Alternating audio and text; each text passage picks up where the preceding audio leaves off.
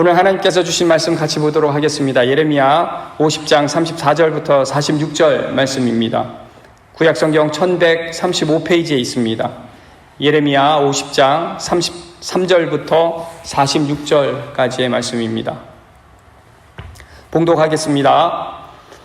만군의 여호와께서 이와 같이 말씀하시니라. 이스라엘 자손과 유다 자손이 함께 학대를 받는도다. 그들을 사로잡은 자는 다 그들을 붙들고 놓아주지 아니하리라. 그들의 구원자는 강하니 그의 이름은 만군의 여호와라. 반드시 그들 때문에 싸우시니 그 땅에 평안함을 주고 바벨론 주민은 불안하게 하리라.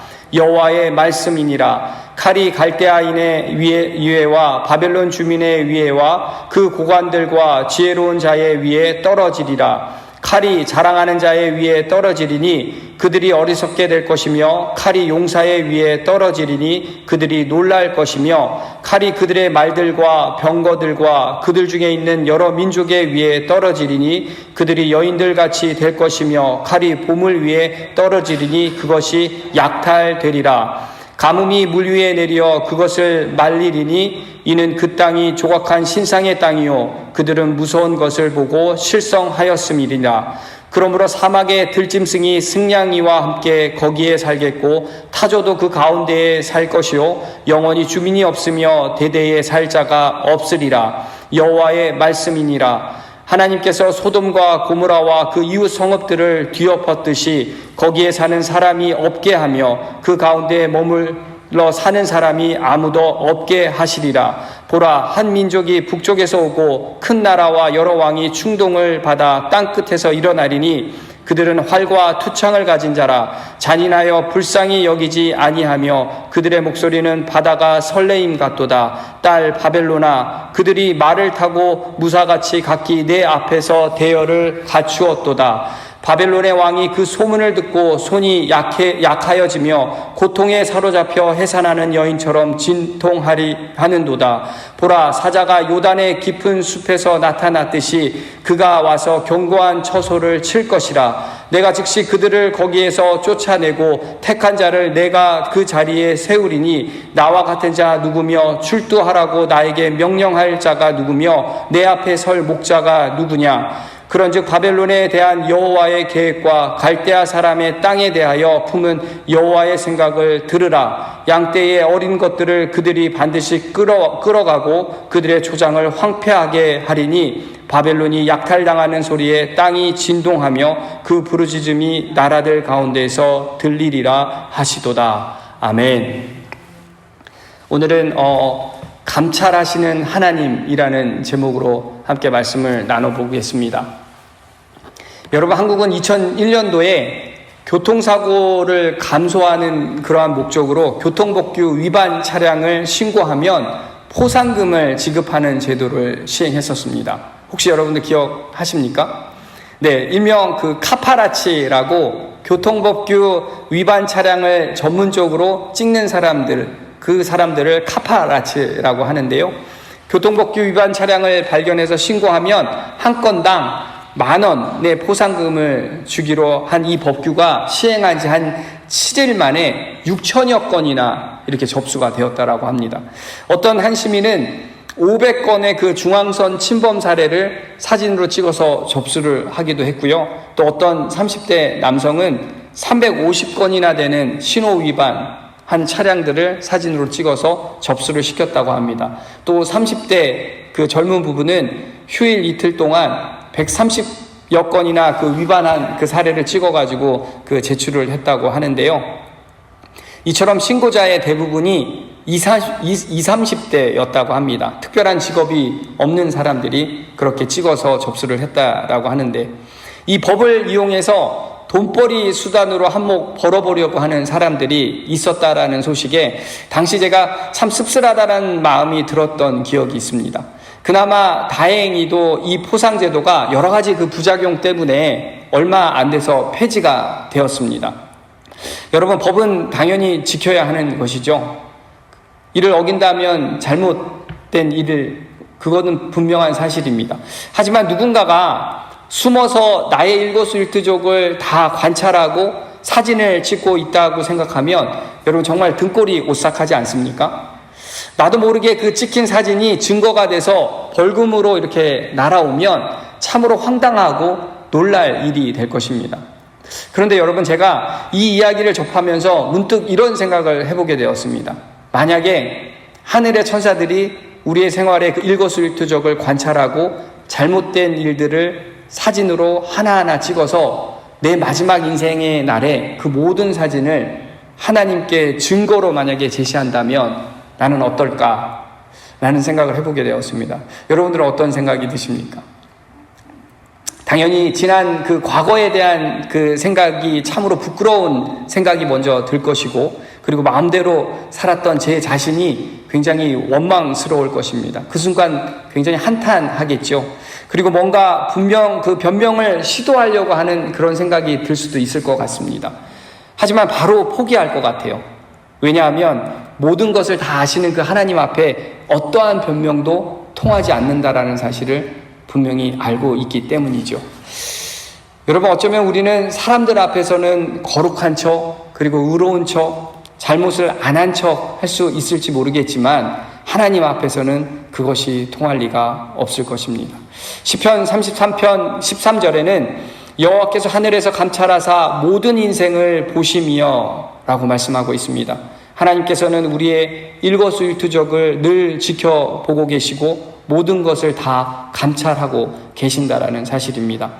그런데 여러분, 우리에게 그래도 희망적인 것은 뭐냐면 하나님은 심판과 징계의 눈으로만 우리를 바라보고 계신다라는 것이 아니라 사랑의 눈으로, 그리고 우리들을 주시하고 계신다라는 사실입니다. 우리가 예수 그리스도를 믿고 하나님을 아빠, 아버지라고 부르는 모든 사람들에게는 하나님은 사랑의 하나님으로, 그리고 사랑의 눈으로 우리를 늘 지켜보시고 보호해 주신다라고 분명하게 약속하셨습니다. 여러분, 오늘 본문 말씀은 사랑의 눈으로 늘 지켜보시고 보호해 주시는 그 하나님을 표현하고 있다라고 생각을 합니다. 하나님께서 당신의 그 백성을 한결같은 그 사랑의 눈으로 지켜보시고 끊임없는 그 사랑으로 그들 곁에 계셨음을 선지자 예레미야를 통해서 예언하고 계시는데요. 그것을 하나님께서 증명하고 계신다라고 생각을 합니다. 오늘 이 시간 하나님께서 어떻게 그 하나님의 그 사랑을 증명하고 계시는지를 우리가 함께 알아보도록 하겠습니다. 하나님은 우리를 위해 강한 적을 대신 싸워주심으로 하나님의 그 사랑을 증명하고 계시고 있습니다. 여러분, 33절과 34절 말씀을 함께 보도록 하겠습니다. 만군의 여호와께서 이와 같이 말씀하시니라. 이스라엘 자손과 유다 자손이 함께 학대를 받는도다. 그들을 사로잡은 자는 다 그들을 붙들고 놓아주지 아니하리라. 그들의 구원자는 강하니 그의 이름은 만군의 여호와라. 반드시 그들 때문에 싸우시니 그 땅에 평안함을 주고 바벨론 주민은 불안하게 하리라.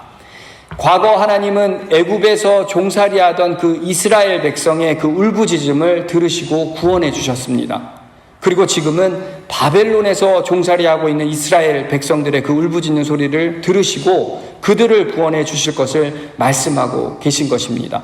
바벨론이 이스라엘 백성을 학대하고 그들을 붙잡아 놓아주지 않고 있음을 하나님은 지켜보고 계셨던 것입니다. 그래서 그들을 공포스럽게 하고 약탈당하게 할 것이라고 말씀을 하시고는 구체적으로 바벨론을 대항해서 싸워주실 것을 말씀하고 계시는데요. 그 첫 번째, 바벨론의 그 능력을 무용지물되게 하신다라고 말씀하고 계십니다. 35절과 38절까지의 말씀을 한번 보겠습니다. 여호와의 말씀이니라. 칼이 갈대아인의 위에와 바벨론 주민의 위에와 그 고관들과 지혜로운 자의 위에 떨어지리라. 칼이 자랑하는 자의 위에 떨어지리니 그들이 어리석게 될 것이며 칼이 용사의 위에 떨어지리니 그들이 놀랄 것이며 칼이 그들의 말들과 병거들과 그들 중에 있는 여러 민족의 위에 떨어지리니 그들이 여인들 같이 될 것이며 칼이 보물 위에 떨어지리니 그것이 약탈되리라. 가뭄이 물 위에 내려 그것을 말리리니 이는 그 땅이 조각한 신상의 땅이요 그들은 무서운 것을 보고 실성하였음이니라. 여러분, 바벨론이 자랑했던 것들, 그 자랑했던 것들이 무엇이었습니까? 이제부터 그 자랑했던 것들이 무용지물이 되게 한다고 하나님께서는 말씀하고 계시는데, 하나님께서는 칼이라는 단어를 지금 읽었던 본문 말씀에 5번이나 사용하시면서 그들의 능력을 무력화시킨 후에 칼로 그들을 망하게 하겠다라고 하나님께서 말씀하고 계신 것입니다. 하나님의 심판의 그 칼이 바벨론에 있는 모든 것들에게 예외 없이 철저하게 임하게 될 것임을 표현하고 있는 것인데요. 이 모든 것들이란 바벨론의 힘과 권세 그리고 능력을 말하는 것으로 지혜와 관료들 그리고 용사들, 무기, 말, 병거 그리고 경제적인 힘을 상징하는 보물까지 그 모든 것들이 하나님의 그 심판으로 그 모든 것을 쓸모없게 하나님께서 만들어 버리겠다라고 말씀하고 계신 것입니다. 사실 지금 나열한 것들은 과거 그 바벨론을 강대국으로 만들어준 가장 중요한 요소들이었습니다. 하지만 이제부터는 더 이상 그것들이 바벨론을 강하게 만들지 못하게 할 것이라고 하나님은 분명하게 말씀하고 계신 것이죠. 그런데 여러분, 생각해보면 이런 요소들은 강하게 만들어준다라고 생각하는데 이런 요소들이 꼭 바벨론에게만 국한되어 있는 것입니까? 사실 우리가 지금 살고 있는 우리 시대에도 보면 개인과 국가를 보더라도 물질적인 힘과 정치적인 힘 그리고 세속적인 지식과 지혜 그리고 군사적인 능력을 절대시하고 이것들이 우리를 평안하게 해주고 환난과 어려움을 이겨낼 수 있게 해주는 것이라고 생각하고 우리도 그것을 추구하며 착각하고 살고 있지는 않냐라는 것입니다. 힘이 있으면 누구든지 우리가 굴복할 수 있다라고 생각할 것 같고 그리고 돈이 있으면 모든 것을 다 해결할 수 있을 것 같고 모든 어려움을 다 처리하고 극복할 수 있을 것 같은데 사실 실제로는 그렇게 되지 않고 있다라는 것이죠. 그런데 잘 모르겠습니다. 우리가 여전히 그런 생각을 하고 살고 있는지를요. 하지만 분명한 사실은 세상의 것들로는 우리의 미래와 그리고 영원한 것들을 준비하고 있다면 결국 우리들도 바벨론처럼 수치와 굴욕과 패망으로 가게 될 것입니다. 여러분, 우리는 하늘로부터 오는 그 하나님의 심판이 닥칠 때 이 모든 것이 얼마나 허무한 것인지 그리고 얼마나 어리석었던 것인지를 깨닫게 될 것입니다. 그러므로 우리가 분명하게 기억해야 하는 것은 심판은 땅에서 임하는 것이 아니라 바로 하늘로부터 임한다는 사실을 우리는 반드시 기억해야 할 줄 믿습니다. 여러분, 계속해서 하나님은 바벨론을 대적하는 방법을 계속 말씀하고 계시는데요. 두 번째는 그들의 그 비옥한 땅을 황무지화해 버리실 것을 말씀하고 계십니다. 38절과 40절에 그 말씀이 나오는데요. 가문이 물 위에 내리어 그것을 말리리니 이는 그 땅이 조각한 신상의 땅이요 그들은 무서운 것을 보고 실성하였음이니라. 그러므로 사막의 들짐승이 승냥이와 함께 거기에 살겠고 타조도 그 가운데에 살 것이요 영원히 주민이 없으며 대대에 살 자가 없으리라. 여호와의 말씀이니라. 하나님께서 소돔과 고모라와 그 이웃 성읍들을 뒤엎듯이 거기에 사는 사람이 없게 하면 그 가운데에 머물러 사는 사람이 아무도 없게 하시니라. 아멘. 당시 바벨론은 최고의 번영을 구가한 나라였습니다. 견고하게 세워진 성읍들과 강력한 국력을 기초로 해서 행정체제가 정말 잘 다져진 나라였습니다. 거기에다가 지리적으로는 유동인구가 많아서 상업적으로 교역이 활발하게 이루어졌던 그런 나라였습니다.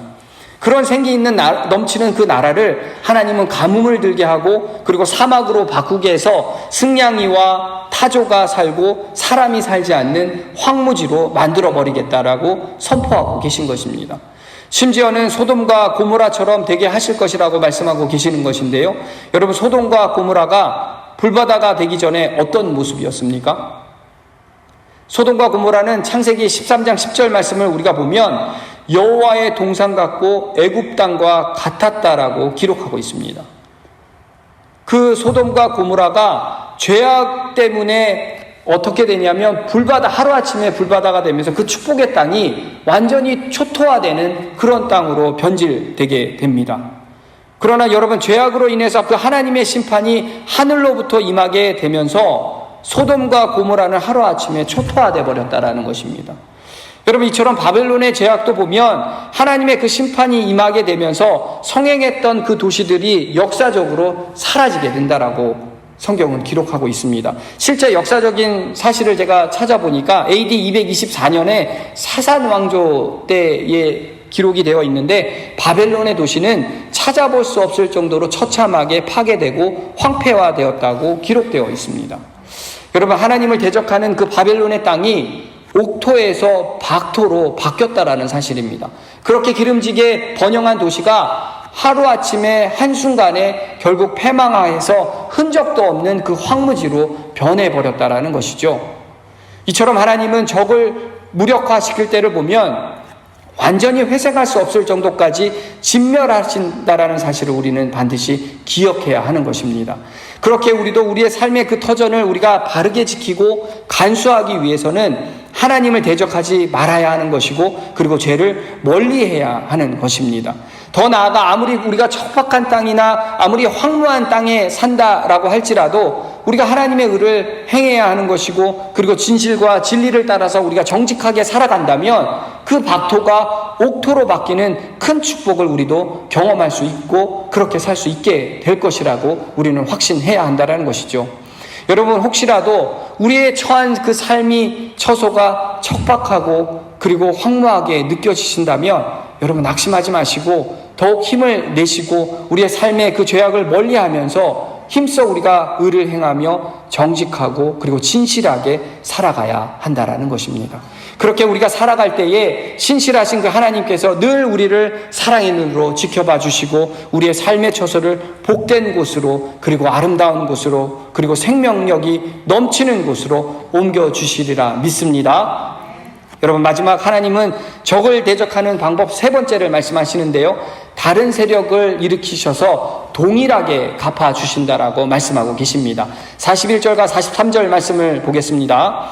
보라, 한 민족이 북쪽에서 오고 큰 나라가 여러 왕이 충동을 받아 땅끝에서 일어나리니 그들은 활과 투창을 가진 자라. 잔인하여 불쌍히 여기지 아니하며 그들의 목소리는 바다가 설레임 같도다. 딸 바벨로나, 그들이 말을 타고 무사같이 각기 내 앞에서 대열을 갖추었도다. 바벨론의 왕이 그 소문을 듣고 손이 약하여지며 고통에 사로잡혀 해산하는 여인처럼 진통하는도다.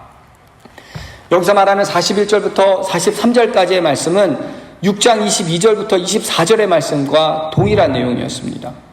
다만 6장에서는 바벨론에 의해서 유다의 그 멸망을 예언한 것이라면, 지금 본문 말씀은 메대와 바사에 의해서 바벨론 멸망을 예언하고 있다는 것입니다. 하나님은 이스라엘의 죄악에 대한 심판을 예언하실 때 사용하셨던 내용을 그대로 바벨론에게 적용하고 있다는 것인데요, 근데 왜 하나님은 유다에 대한 그 심판 예언과 동일한 방법으로 바벨론을 심판하시겠다라고 말씀하고 계신 것일까요? 이는 바벨론이 유다 백성들에게 주었던 그 공포와 고통을 하나님께서 기억하시고는 고스란히 바벨론에게 돌려주시겠다라는 하나님의 의도인 것입니다. 예루살렘과 유다에 임했던 그 재앙을 바벨론에게도 동일하게 보여주시고자 하신 것인데요, 예루살렘을 파괴했던 자들이 똑같은 모습으로 파괴당하게 된다라는 사실을 인상적으로 하나님께서 표현하고 계신 것입니다. 하나님은 철저하게 눈에는 눈, 이에는 이, 그 원칙에 따라서 그들이 행한 대로 갚으신다라고 말씀하고 계신 것이죠. 그렇게 말씀하시고는 44절 말씀을 보시면 나와 같은 자가 누구며 출두하라고 나에게 명령할 자가 누구냐라고 강한 어조로 묻고 계십니다. 여러분, 이 말씀이 무슨 뜻입니까? 이 말씀은 내가 이 세상의 그 어느 누구와도 비교할 수 없는 권세를 가졌다, 내가 바로 만군의 여호와 하나님임을 선포하고 계신 것입니다. 여러분, 성경은 하나님의 캐릭터를 다양하게 표현하고 있지요. 그 중에서 하나님은 의로운 재판장이라는 표현을 말씀하고 계십니다. 여러분, 그 의로운 재판장이라고 하신 것은 하나님은 신실하시고 공의로우신 분이시기에 그가 누구든 사람이 무엇을 하던 그 행한 대로 갚으신다라는 사실입니다. 하나님은 당신의 그 백성을 축복하는 자에게 복을 주시고 저주하는 자에게는 저주하시며 해를 끼친 자에게는 동일한 방식으로 벌하신다라고 분명하게 말씀하고 계신 것입니다. 여러분, 우리의 삶도 돌아보면 내가 모든 전쟁을 싸우고 있는 것 같다라고 생각을 하지만 내가 싸우고 있었던 것이 아니라 바로 나를 사랑하시는 그 만군의 여호와 하나님께서 나를 위해서 적과 대적하며 싸워주셨다라는 사실입니다. 여러분, 왜입니까? 그 이유는 단 한 가지입니다. 우리가 십자가의 은혜로 그분의 자녀가 되었기 때문이죠. 여러분, 우리가 그분의 자녀가 되었기에 하나님은 우리가 이제 우리의 의지와 그 열정과 자신감으로 싸우기를 원하지 아니하시고 모든 것을 당신께 맡기기를 원하신다라는 사실입니다. 그러면 만군의 그 여호와 하나님께서 우리를 늘 사랑의 눈으로 주시하시고 그 우리의 억울함을 풀어주실 뿐만이 아니라 모든 원수들과 우리를 대신해서 싸워주시고 보호해 주신다라는 사실입니다. 그리고 우리에게 그 평안함을 얻게 해주시는 분이 바로 만군의 여호와 하나님이시라는 사실입니다. 여러분, 이 말씀이 우리들에게 너무나 큰 위로가 되지 않으십니까? 죄의 노예로 살고 있던 우리들을, 연약해서 무수히 약점과 그 실수투성인 우리들을 지켜주시고 보호하시고 그리고 우리의 그 억울함을 풀어주시는 분이 바로 여호와 하나님이시라는 사실입니다. 그리고 우리를 대신해서 적과 싸워주시고 평안함을 얻게 해주시는 분이 바로 여호와 하나님이시라는 그런 말씀입니다. 여러분, 언제 어디서나 나를 사랑하는 눈으로 주시하시고 그리고 감찰하시고 끝없는 사랑으로 나를 보호해 주시고 지키기 위해서 지금도 강한 적과 싸워주시는 그 유일한 하나님이신 만군의 여호와 하나님을 우리는 신뢰하고 살아가는 저와 여러분이 되시길 주의 이름으로 축원드립니다. 함께 기도하겠습니다. 하나님, 감사합니다. 늘 우리에게 힘주시고 또 희망 주심에 감사합니다. 그 십자가의 은혜로 하나님의 자녀가 되게 하시고 언제나 그랬듯 우리를 위해 적과 싸워주시는 만군의 여호와 하나님을 찬양합니다. 하나님께서 나의 아빠 아버지 되어주심에 감사합니다. 이제 우리의 의지와 열정과 자신감으로 싸우지 않게 하시고 모든 것을 하나님께 맡기고 모든 원수들과 대신 싸워 우리를 보호하시는 그 하나님을 신뢰하며 살아가게 하여 주시옵소서. 아무리 척박한 땅 그리고 황무한 땅에 살아갈지라도 하나님의 의를 행하고 그리고 진실과 진리를 따라 정직하게 살아가는 저희 모두가 되게 하여 주시옵소서. 오늘도 말씀해 주심에 감사드리며 말씀과 동행하는 귀한 하루 되게 하실 줄 믿사오며 이 모든 말씀 길이요 진리요 생명 되시는 예수 그리스도의 이름으로 간절히 기도하옵나이다. 아멘.